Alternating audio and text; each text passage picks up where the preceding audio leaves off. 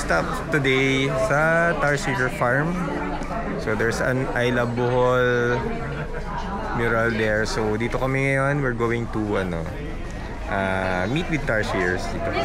So pagpasok namin mamaya doon sa farm, doon sa sa area, dapat tahimik, dapat hindi mas stress yung mga Tarsier. So well, we hope sana may makita kami na Tarsier and sana hindi namin mas stress kasi medyo maraming tao, ang daming foreigners.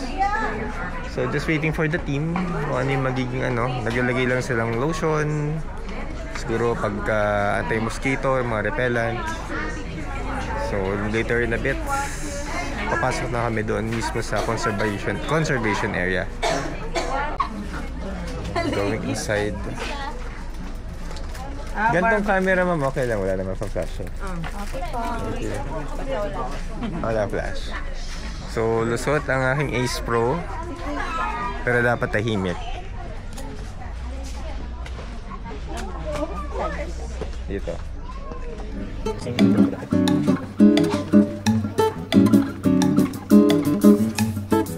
So dapat medyo tahimik because bawal sila ma-stress. Dito na nagpunta 13 years ago.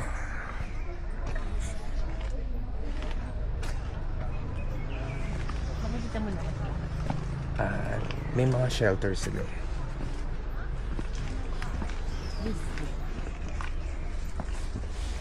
So sakto, buti nag-gym kami, puro stairs.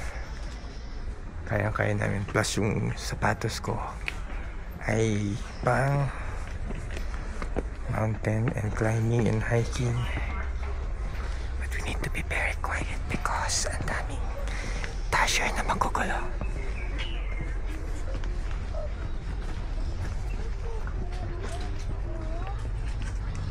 Oh, there's one. Quiet lang.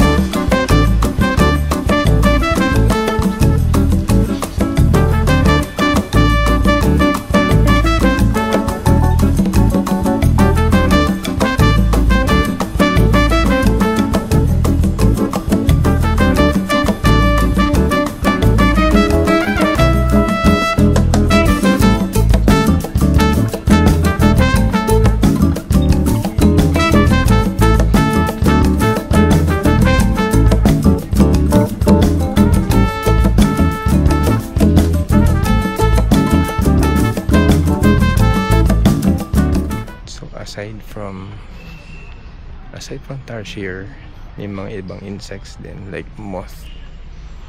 Siguro other insects din na sa paligid lang na pwedeng makita dito sa Tarsier Farm. Pero we need to be very quiet. Oh, there's a dog.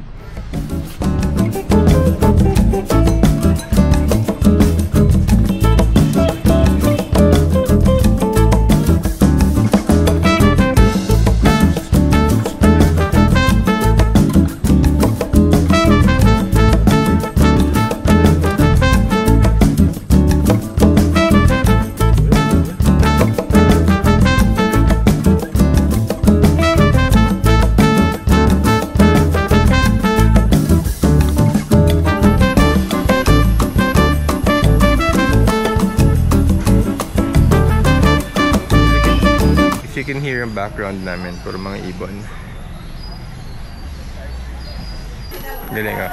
After mo mag-tour, souvenir shop. Yes, Isa's favorite. Souvenir shopping.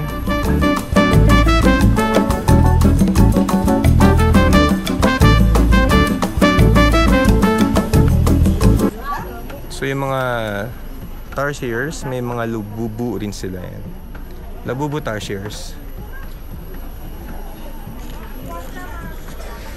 I remember when I was a kid, nagpunta kami ng Baguio. May mga souvenirs kami dati na koala bear ata yun, na parang declip. So uso-uso dati yun from Baguio.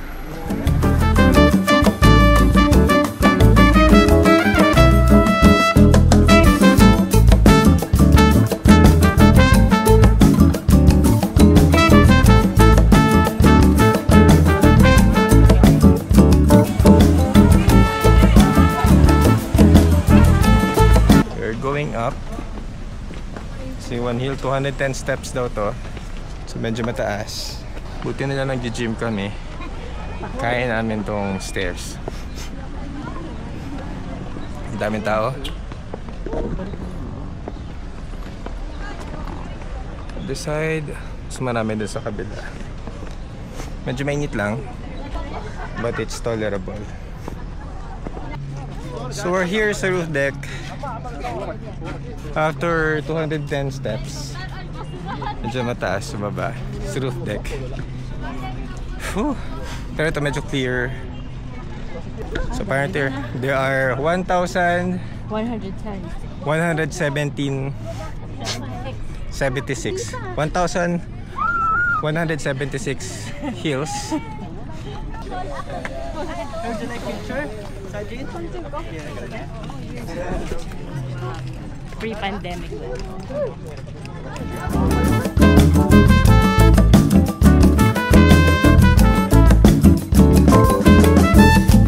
So kanina 200 steps. Good thing na nag-gym kami sa weekend. Tinrain kami ni Coach Julio yung cardio namin and also yung endurance namin, especially pag-akyat. It's a wishing well with the bell. Ganda, nagra-rhyme.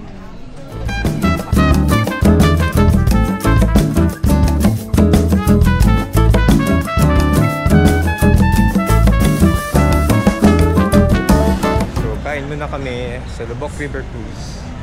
I remember dati hindi pa ganting itsura niya. Pero medyo 10 years, more than 10 years ago na yun.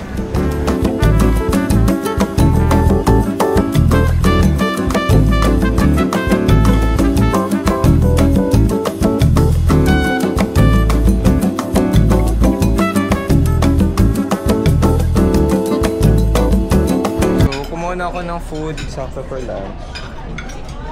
Sakto lang for lunch, and then mamaya pwede pa may round 2 habang nagko-cruise. Siguro yun yung gagawin ko. So ngayon, meal muna, kain muna ako.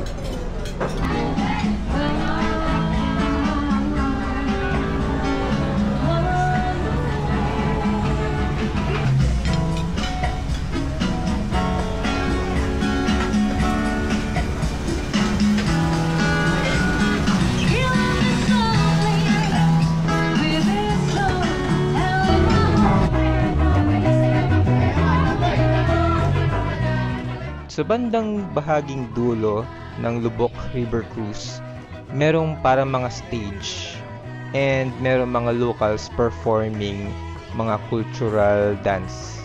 Merong tinikling, merong mga naggitara, may mga nagpa-perform ng mga dancers, mga traditional at saka cultural performances talaga yung ginagawa nila. Talagang ang passionate nila sa pagsasayaw, kabisado na nila yung mga moves. At minsan pa yung mga guests nila, naturuan nila magtinikling, naturuan nila mag-perform, mag-gitara, etc. Pati yung kasama naming bata na si Isla, nagsayaw din siya kasama ng mga performers ng mga locals from Bohol. Ang tawag sa stage na to ay Sugong Balsa. Ayun, ang dami nagtitinikling. May mga foreigners din nagtry magsayaw ng tinikling.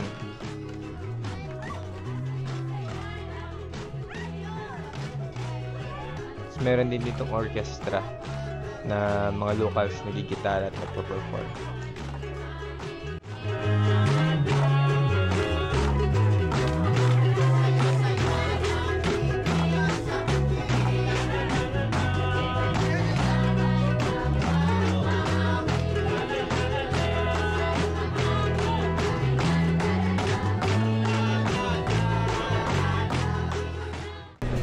Okay, that's the end of the river cruise. So we forgot to give tip. Sama? Wala na tayong wala na akong variables. Wanna take picture of Asia? Ay, sige na. So we're about to end the day na. Sobrang long day today. Ang dami namin ginawa, ang dami namin pinuntahan. Namasyal kami. And it's super fun. So I hope you enjoy today's video, and I hope to encourage you to visit Bohol. More videos tomorrow, siguro more videos in the next days then. Meron pa kami 2 araw sa Bohol. And for today, that's it for now. And thank you very much for watching my video. And I hope you share, like, subscribe dito sa channel ko.